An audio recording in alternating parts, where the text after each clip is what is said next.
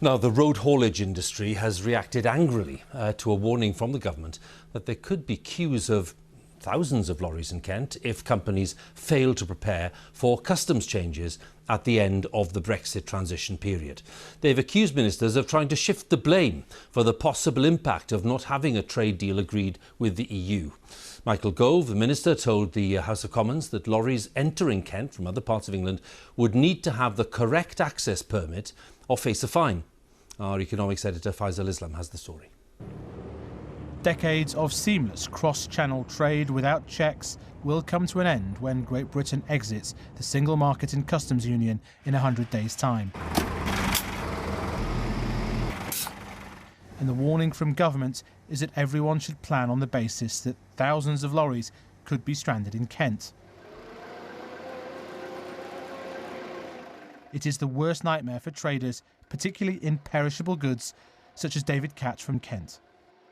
24 hours in the life of the produce is a long time, and we put an order in this morning for Holland that'll be here at 2 o'clock tomorrow morning.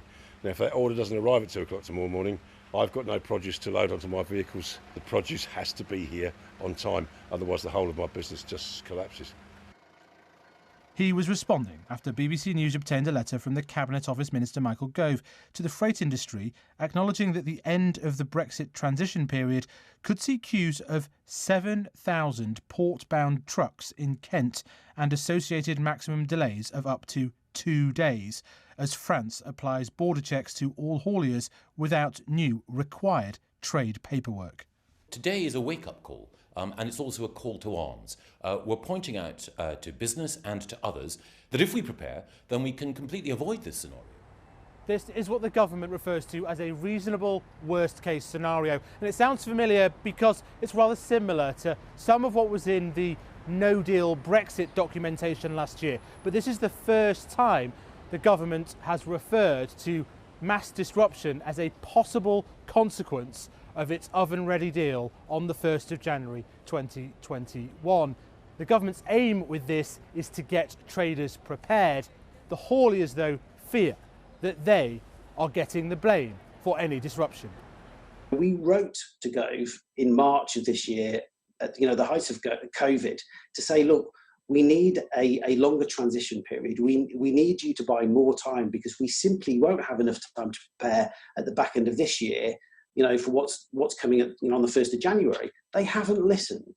So the onus has to sit with government, really, the lack of understanding, the lack of appreciation of what this means for our industry. Mr Gove says he's not pointing the finger here, but can the government really cope with this type of disruption in the middle of a pandemic that's already flawed the economy once?